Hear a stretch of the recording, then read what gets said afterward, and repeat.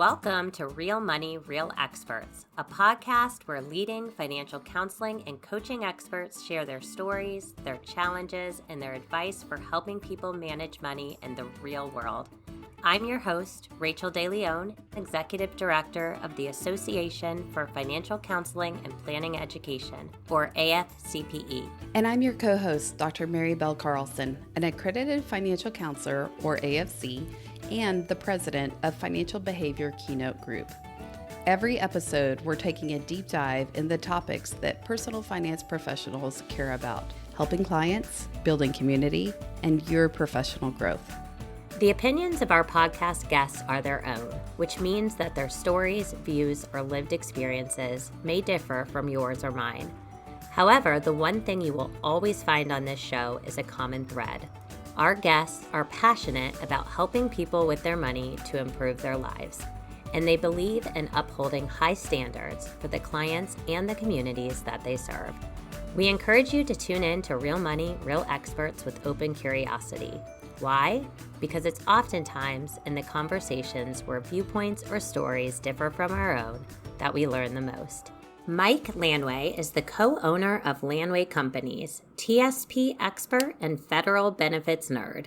Since 2009, Mike has provided seminar services to the USAO in 40 districts across the country, as well as district courts in several locations, amassing 1,000+ hours of stage time. He was also a featured presenter in over 100 Learn DOJ retirement training videos filmed in 2010 and 2014. Prior to becoming a benefits guru, Mike served as an insurance agent for Northwestern Mutual Life and then as an independent agent, before moving out of the commission world and transitioning into the education of clients as a fee-only, advice-only CFP professional. Mike has been married 42 years to his wife, Lanelle. They met on a Sunday. He asked her to marry him on a Thursday, and she said yes. 42 years later, they have 3 children and 4 grandchildren. That's quite a love story. I love it.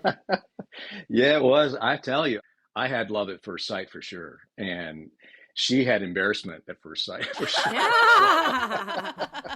I was a minister before I became a Northwestern Mutual agent, and I was being interviewed and as a youth minister. And I just went to the church, outside of that process just to get to know the church. And this older lady who I thought, she was younger than I am at the current time. She was younger than that, but she came up to me and asked me to go to lunch with her family. And I was, a little bit unsure. And she said, look, my daughter's just coming to town and you'll enjoy meeting her and her friends. You just come with us. And I said, well, okay. And she called out to Lanelle, who was across the sanctuary. She tried to whisper a yell and somehow succeeded. And Lanelle ignored her completely, right? And so she drags me up there. Her mom drags me up there. And Lanelle is totally embarrassed. Like, I don't know she didn't know what to say. She just kind of looked down at the floor. And finally, her mom said, Lanelle, tell him we want him to go to lunch. And she looks at me and goes, yes, please. Would you go to lunch with us? Well, from that rocky start, we actually went to lunch, and she was so caring toward her brother. Her brother had brain cancer, and he was very slow at doing things. And she was just so caring to him. I was just so enraptured by her care. And I thought she was beautiful too. And she had great legs, and she was wearing a short skirt. And I was just, wow, and we went out that night, and she moved to Charlotte the next day, from Louisville, Kentucky to Charlotte the next day. But I helped her pack, and she took her brother with her. And, she brought him back because he was living with their parents at the time. And when she came back on Wednesday, we went out the next day on Thursday, and I asked her to marry me. She said yes. Oh my goodness. It really was a 5-day whirlwind. I mean, she said yes. And I mean, I think the crazy thing about it is not that I asked, but that she actually said yes. Yeah. And then we had a 1-year courtship, right? Because she went back to Charlotte for several months, and then she came back, and we kind of worked it out. I was fairly immature at the time, and she was, had a big job trying to get me straight and ready for marriage. So, man, I'm just grateful for her. She's a wonderful person, a wonderful woman, a wonderful mother and grandma. So anyway, grateful for that. That's the story. Well, I love it. We've never started a podcast episode with a love story. So I am so glad we finally have had a love story to begin with. So thank you so Yeah, much. That's awesome. you're welcome. And by the way, we work together too. So like when she wakes up in the morning, I'm right there. And when she goes to work, I'm Oh, right there. And when she comes home, I'm right there. And I think she needs a break every now and I was going to say, and that's 42 years of then. that. 42 years of that. Right. That's really cool. Well, and I want to dig in a bit more too. You mentioned that you were actually in the ministry and then went for Northwestern Mutual. So kind of let's back this up and talk a bit. How did you get in the ministry? And then what was that transition like going from ministry into financial services? When I was a teenager, my parents got divorced and my sister got me into a church and they were very caring toward me. And there were several men who became surrogate fathers. My father moved from Florida to Utah and other places, and he was traveling on a union card for plumbing. And back in the 70s, that was a real tough industry. So anyway, the church just, I was just endeared with the church, and I really wanted to make a difference in other people's lives, young men's lives, like they had for me. So I decided to become a minister when I was in high school. I found a school. I had to work my way through college, so I found out that Houston was a good place to make money and go to school. So I went to Houston and went from Houston. I got my bachelor's degree in psychology and speech. And then I went to Southern Seminary in Louisville, Kentucky. And my wife's church was just, a quarter mile from that. And so that's where we ended up meeting. So I got to Kentucky because I was going to be a minister, and I was youth minister and then a pastor. That my whole ministry career was about 15 years. And so then you went and it started with Northwestern Mutual. I was a pastor and I was riding my exercise bike in my parsonage, and I had been successful by all metrics, but I was not enjoying it. It was incredibly difficult, life in a fishbowl type of experience. And so I was riding my exercise bike and it said I'd gone 10 miles in about 30 minutes. And I laughed. I thought, oh, that's funny because I haven't even left the room. Gone 10 miles, haven't left the room. And then I had an epiphany. It was like, oh my gosh, this is what I'm doing with my life. I'm pedaling hard and going nowhere. And so I got down off my bike and I started praying, and I asked the Lord to release me from the pastorate and to give me, all I ask is I'll do whatever he wants, but just give me a home where my kids could say that's where I grew up. And so that's why I left the ministry. I was moving a lot. I'd never had a permanent home. And I was 33 and I had three kids. They were 2 years apart, 7, 5, and 3. And long story short is that we left there, and I thought the Lord, I talk a lot like this, so please don't let it disturb you. If it does disturb you, let me know. But I felt, that he was going to give me a seminar business. I just felt that in my prayer life, he was going to give me a seminar business. And I came across Dale Carnegie and they asked me to work for him. So I left the church on that purpose. 4 months later, I found out they were having significant trouble. And so someone else said, hey, why don't you come to Northwestern Mutual? And that's how I ended up there. Quite the story, and it keeps going. Your current work is really focused around supporting federal employees and helping them navigate the FERS system, or the Federal Employee Retirement System. Where did that passion come in, and where did that transition take place? I left Northwestern after about 8 years and started a little business in Bardstown. I was really helping people. I was doing financial counseling, and I was doing debt elimination and things like that. And I came across the need for supplements for Medicare Part B, and I called up a company and asked where I could find them, and they gave me a number. And when they answered the phone, they said they didn't have anything to do with that, but they did work with federal employees and wondered if I did. And so we got together because, of a wrong phone number. And they talked to me about how they worked with they were working primarily with Postal Service and Social Security, and they were growing their business real well. They were just about 50 miles from me in another town in Kentucky. So I started working with them, and they taught me, how they saw things. And they taught me that, what they wanted is that we would make insurance sales and we would make annuity sales and so on. And so I was attracted because of that reason. But when I started working with federal employees, I found that I thought their benefits were really good. And it was a different perspective than this firm had. So I just decided I didn't want to do that, and I wanted to teach. And I asked them if I could just teach for them. And they said I could for a little while. And so long story short is I got connected through this company. They were so kind to me, so generous with me with their information. We just had a different philosophy of how we wanted to deal with or help the federal employee. And so we split. And when we had a split, I couldn't work with anybody in Kentucky to honor a covenant not to compete. And so I was left to wait for people to call me because I didn't know where to go after that. Yeah, I'm curious. At that time, were you working as a CFP professional as well? Were you working one-on-one with clients, or were you doing more training? No, I was just trying to make a living, And I was really just interested in helping people in my hometown, and it didn't matter to me, what type of client they were. It didn't matter. None of that mattered to me. What mattered to me is that I could be, fruitful. And so I was just doing stuff. That's all I know to say. I was just doing stuff.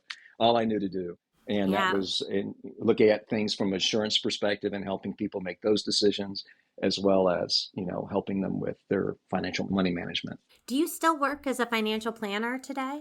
As you transitioned into financial education and went on to get your CFP mark and provide advice only? Yeah, we're right in the middle of a transition, really, but I do have a CFP. I am a CFP professional, and I am offering planning and doing some investment management. I try to really just focus on the most important thing to me is, does a federal employee really understand the benefits that they receive and the fact that you've got this law of large numbers working on their behalf, right? So most people who become federal employees, it's a change. Most of them don't start out as federal employees. It's a change from working in a private sector where they might have a 401k, they might have some matching. And so they come into this and they carry all that history into that job, and they misconstrue what the benefits actually do for them and how the law of large numbers really works on their behalf. And so I explain the pension, I explain the idea of how TSP works, I explain all the insurance programs, Social Security, Medicare, and make sure they understand all that. And then if they want to work with me individually, they have to call me. They have to take the initiative to call me. And if they do call me and want to work together, then I charge them by the hour. And we do have a solicitation agreement with a third-party investment management firm. And so we can get compensated for that. But I'd say that's a pretty minor part of our business in terms of what we end up trying to do for somebody. I don't want to downplay that. It's really important to be an assets under management client, but we're not just pursuing that with every single person we talk to. Yours is more of an education based, where you're going in and you're teaching the federal employees kind of how to manage their benefits. And if they happen to become a client directly, they can. But really, it's the education side that you're focused on. Right. And when they do become a client, we spend a lot of time with them and we help them in all different kinds of ways. And I'm always looking for tools to help them. But the idea is that I'm a safe place, right? We're not coming in with the idea of we need to sell you a product to survive. We're coming in with the idea that we were hired by the agency to educate you, and we want to educate you. We want you to be your own best advisor. And so what do you need to know right now in this moment? What do you need to know to be able to make decisions that will help you become more financially independent or financially secure, and that will help you feel like, that you understand the financial potential of the career that you're in? If you decide to leave that career and you know what you're leaving on the table, well, you can negotiate. You can try to negotiate with somebody. If the prospective employer is open to negotiating with you, you can negotiate what you're leaving behind. If you decide to stay, well, then you understand the potential that it offers you, and it's enough for you. So that's my goal. My goal is to help them decide: do they want to remain federal employees? And if they do, what do they get?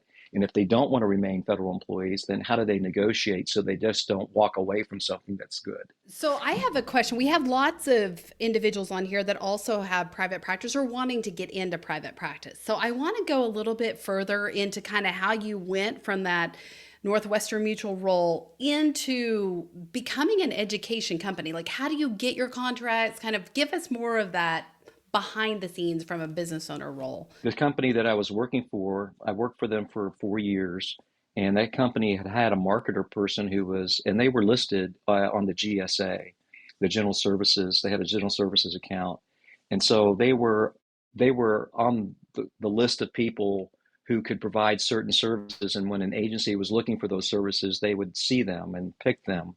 And if they picked them, then the firm I was working for decided who would actually do the work. And there was the marketing person. She was a really kind person. She said that she had an opportunity to get someone in to the Office of Legal Education at the NAC, which is in South Carolina, the National Advocacy Center, which is where U.S. Attorney's offices employees are trained.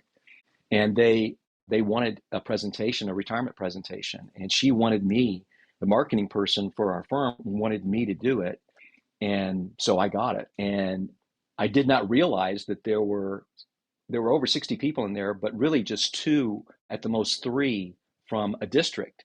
And so when I did that seminar, they all went back to their district and told their administrative officers, their first assistants, their U.S. attorneys about me, and they started calling me directly. So it was really you volunteering and giving in that time, and then it just kind of spiraled from there. Yeah, I had never done more than a 2-hour seminar, but I am a preacher by heart, and right. I do like to talk. So, I was able to build a notebook just based on my pastoral experience and other experiences and my own life experiences, and then being in business myself, having my own business where I was contracting with this other firm, being able to look at it as a husband and as a father, going through, really bad financial times. I mean, I just put everything together in a 3-day book. And whatever reason, and I give it, credit to, my God, I give credit to God, and it just hit him well. And after 2 hours, the first day I did 2 hours, and I said, well, let's take a break. And I went to the bathroom and opened a stall and just stood there, knowing I had said everything I know. I just said everything in 2 hours. And I had the rest of that day and 2 more days. I had written a book, but I'd never done it before. And anyway, I just feel like we just got, it's just fortunate that I had the opportunity, and fortunate that I did well, and fortunate they went home and told people about me. And so that's how we get business. I'm not on GSA. We're word of mouth. People talk about us in a good way, and they call us directly and ask us to come. And that's how we do it. So I would say, yeah, I think you need somebody to help you get, just to even know there is a door. Like, I didn't even know I never thought about working with federal employees as a group. I mean, I just never even thought about it. And so the people in the other firm, they were just really kind to me and helped me understand. So you need somebody, if you're going to try to do something and find a niche, you need somebody to introduce you to the idea of the niche, and you need somebody to help you by giving you a chance. And then you just got to do it. And I think people respond to that if they know that you really want to help them. And I don't have products, I don't sell products really. So I don't sell insurance. I don't sell annuities. We're just not interested in what we have, in our products. We just don't have them. So we want to help you. I love that. And you lead from a place of education and kindness and empowering people to make the right decision for themselves, because that doesn't look the same for everyone. And you show them the options as they're making these big life decisions so they can do that. Mike, I'm curious, like you said, you have a CFP or a financial planner, but you are now pursuing an AFC. So I'm curious how you found AFCPE and what kind of brought you to this community. We have a software. So I want to do a risk assessment, right? And I want to do a good risk assessment for a client in regard to investments. And I didn't really like the idea, well, what do you think if this happens? What do you think? How would you feel? I just didn't like that. And I was looking for something. And I met a person at a conference, and she was standing in the, the big, hallways that they have. And she had a little booth, and the name of the company is called Data Points. Yeah. And I struck up a relationship with that company, and the founder of the company has been very kind to me and has talked to me a little bit here and there. I'm probably just an oddball of a client. I just look at things differently.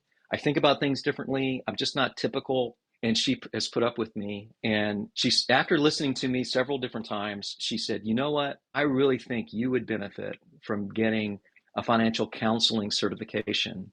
And I would recommend that you contact these folks, AFCPE. And I was like, all right, I'll do it. And that's how I got there. And then I talked to your people and they were very kind, and helped me understand some things. And so I decided to give it a whirl. That's Sarah Fallon. We'll put data points in the show notes for any of you that are wanting to know more about her company. Since she did something so fantastic and she recommended you all, I thought, well, it's got to be fantastic as well. And I think it is. So I wish I could get faster at going through my studies, but I'm really glad that the stuff I've learned already just makes me feel more competent. You get a CFP and I think it's assumed you already have determined what your core competencies are going to be and that you're not really expanding them. You're just, I just never found the right source, I guess, resource to help me implement what I wanted to implement. And then I had that conversation with Sarah and I got to you all and I started going through the money management course is the first thing I did. And I was just blown away by, oh my gosh, this is incredibly helpful. This is not just theory. This is, or rules and regulations. This is like practical use. This is how you would use this, Mike. Yeah, I need that. I need someone to say, hey, Mike, this is what you need to do. And that's what I find refreshing about your courses. Absolutely. I know that many of our listeners actually work in the military world or in a federal government position in some regards doing financial counseling. And I think you're going to find yourself in a very welcoming community. There really is a place for everyone, regardless of what your background is, because it's such a conglomerate of people that are coming from many different backgrounds. So I want to dive in a bit more. You really specialize in this idea of federal government workers. Tell us, I know you tell us how you kind of got started in that.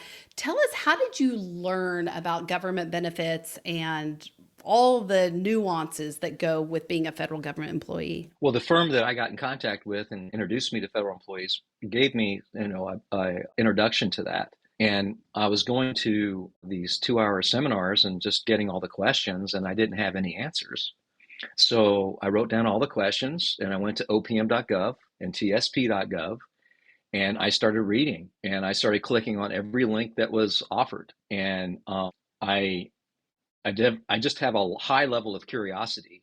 I can get lost in some rabbit holes. I not know how to get out, but I was writing down all the questions I got and then going and researching them and using, again, opm.gov and tsp.gov to do it.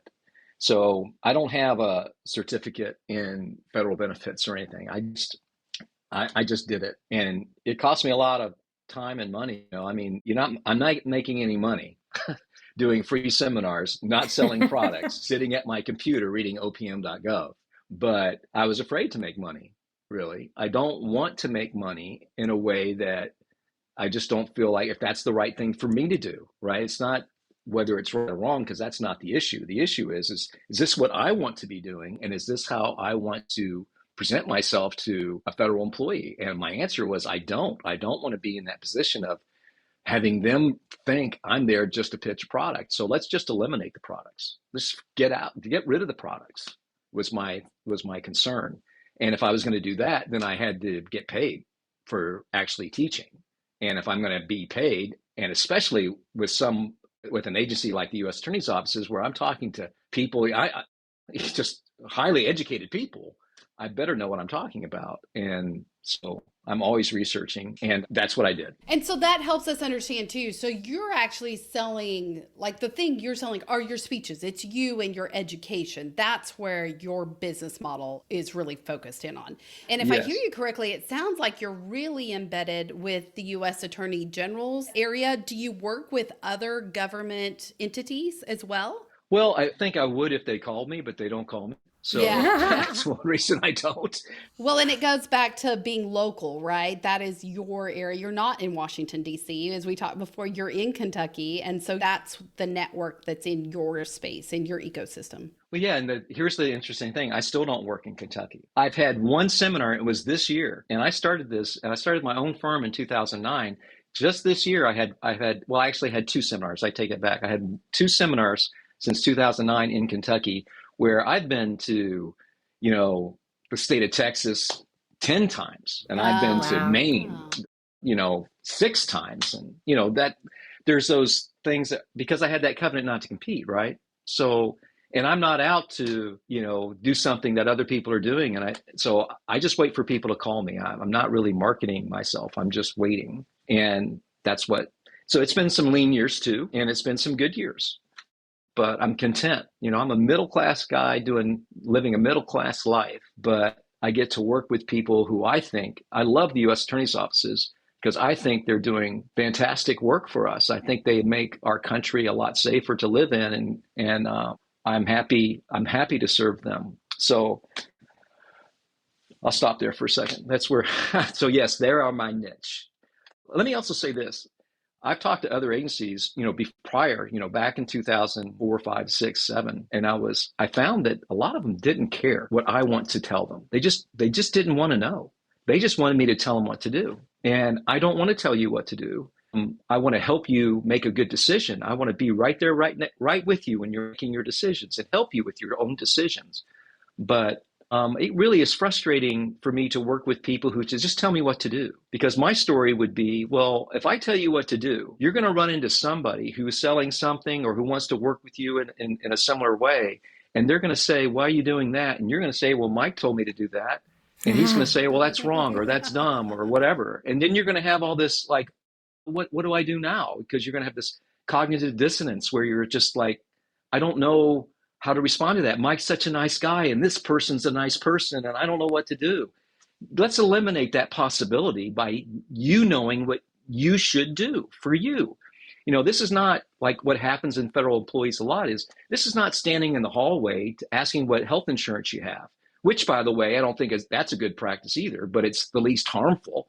But when we're talking about you're investing your money or we're talking about your planning for your financial future or we're talking about evaluating your career, you don't want to, that's not a hallway standing by the water cooler talk. That's something you need to be able to understand your own context for what you have already and how that can or cannot be transplanted to a different location or to a different type of setting. Like you're going from public service, federal employee to private sector employee. That we got to really think about that. So I need you to want to know. And there's a lot of factors even when you're talking about finance that aren't even financially related. I mean, their person, the lived experience, the decisions that go along with it. It's multifaceted. Right. And so you're there to guide and to ask questions and to support. But at the end of the day, the client is the expert in their own life. Right. And, we collect information, but people like us, like where we like to just dive into something, it's quite probable that we'll get inundated with information. And when we get inundated with information, we get lost and we don't know what to do with it. So typically we procrastinate and we just push it off and we don't do anything. And we're really busy anyway. So we don't need another career in just finding out what our benefits are and figuring out what we don't need, another 20 hours a week or whatever to learn this stuff.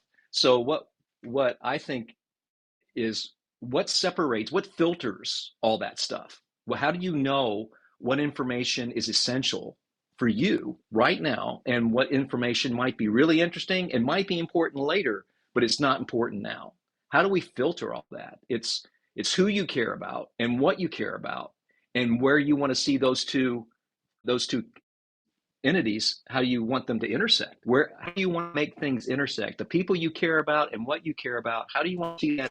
And what I mean by that is I get a phone call from a 57-year-old AUSA, assistant U.S. attorney, who says, I'm going to retire, even though I know I probably should stay another year or two, but I feel like retirement right now is good for me. And I said, well, why are you retiring? She says, because my mom put me through law school. And I told my mom when I retired, I'm going to take her to Europe. And Mike, my mom is 80 years old. How much longer can she wait? I'm retiring now. Well, I mean, that's who you care about and what you care about. You want to see an intersection of that. You want that trip to Europe to happen for your mom when she can do it. So if that's what it takes, it takes. And I think that's what we should be focusing on as planners. I think we're focusing too much on product. We're focusing too much on trying to make things technical. And we're not really thinking about, well, what context is this person really in? And how do they see it? And how would it affect their lives? And How does it affect their feelings about who they are? What does it mean to them to be a good person? What does it mean to them to be a good parent, to be a good child, to be a good employee, to be a good neighbor, to be a good spouse? What does it mean? What do you got to do? I talked to a lady once. She had $60,000 on credit cards, and I like, this is not good for you. And she's like, yeah, I know. And I said, well, tell me how this happened. She said, I'm a good grandmother. I said, well, I don't understand. She said, I'm a good grandmother, and good grandmothers buy their granddaughters clothes and take them to places and do these things. And I'm going to be a good grandmother, and I don't care if I have the money or not. I'm going to do it. And so that opened my eyes to, not only do I need to fix a problem, but I need to understand what makes her feel good and why that makes her feel good, and how can I help her kind of narrow her spending habit and yet still feel good, still feel like she's being a good grandmother. I can't take away from her the idea of what it means to be a good grandmother. I just got to find a way to make it financially practical. Yeah, and you're among friends in this community. Mike, in our wrap up, I want to ask a final question to you on the business side, because like I said, we have many that are looking to get into doing what you do for their own work. And so I hear you say, like, I work for federal government, and you really are really niched in that space. And we know that every entity has their own benefits. What would you encourage someone to do who is wanting to go into a similar space or build a similar thing that you're wanting to do? How would you lead them and guide them on that path? I've got to say, prayer is helpful. I got to have the peace of mind, and I've got to have the ability to go through. I mean, it was terribly tough, and there are times where it's still tough, and you're always wondering, is this the right thing? If you don't have that anchor of, this is what I'm supposed to be doing, and these are the people I'm supposed to be doing it with. I think that if you want to do something like I'm doing, you're trying to find the people who think like you, who appreciate what you are passionate about, who appreciate what you want to be able to share with them, and that what you're sharing with them is not just a pat on the back for you, it's actually an opening up a world to them, and it's helping them utilize their time and energy, their money, and their hopes and dreams. It's helping them put all that together and utilize, what they have. And then if there's something that we can bring to it that will enhance what they already have, well, that's what we're trying to look for. So I think you're looking for that type of mind that just thinks like you do and appreciates what you do. And I found that attorneys do that. And then out of all the attorneys, I like federal attorneys. And out of all the federal attorneys, I like the prosecutors. And in the prosecutors, they like the way I build my case. I found out I'm building a case like they are. So the way you're doing your work is really going to be a mirror for you, a pathway for you to be able to say, this is how I do things. This is what other professions do it this way. What other careers do it this way. And that's the people I would look for. Mike, at the end of every interview, we always ask our guests to share their 2 cents. If you had one piece of advice to leave with our listeners, what would it be? I think every person is worthy of being your client. Not every client is profitable. Not every client needs to be profitable. But you need to ask yourself, why are you in this business? And I think that obviously we need to make money. We need to make the kind of money that supports our lifestyle. And, I'm not poo-pooing that whatsoever, but not every single person needs to support that lifestyle. There's something that we need to give. I believe that when we are successful in getting a new client, it's often because that person has been approached by many other advisors, several other advisors, and thought about things for a long period of time. And they finally found me and they came to me, or they finally found you and they went to you. And it's really not just a product of what we did to introduce ourselves to them, or it's really we're able to harvest the fruit of what other advisors had done. So let's not be afraid to sow some seeds. Let's not be afraid to nurture some plants. Let's not be afraid to help people who may not qualify, quote unquote, for what you think is your ideal client, but there are people who need your help. And then let that be a part of this way of helping the community around us, is just care about them, and whether they are fitting our model or not, it doesn't matter. What matters is that you're planting seeds for another advisor who's better able to help them, or you're gaining the opportunity because some other advisor dared to help that person earlier. And I think we need to realize that and say, hey, let's just help people. That mentality of caring and community and paying it forward, someone has helped you and pass it along. Thanks so much for joining us today. Can you please tell our listeners where they can connect with you? Well, we do have a website called allaboutfurs.com. You can find out our email address. You can find out our phone numbers on the website.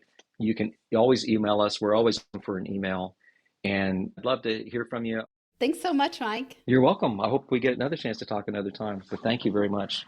Rachel, it was so interesting talking to Mike. You can definitely tell he comes from a ministerial background, and I loved hearing his windy path. I think that's the one collective we've heard in these stories again and again, is how interestingly people come to financial counseling in the community he serves.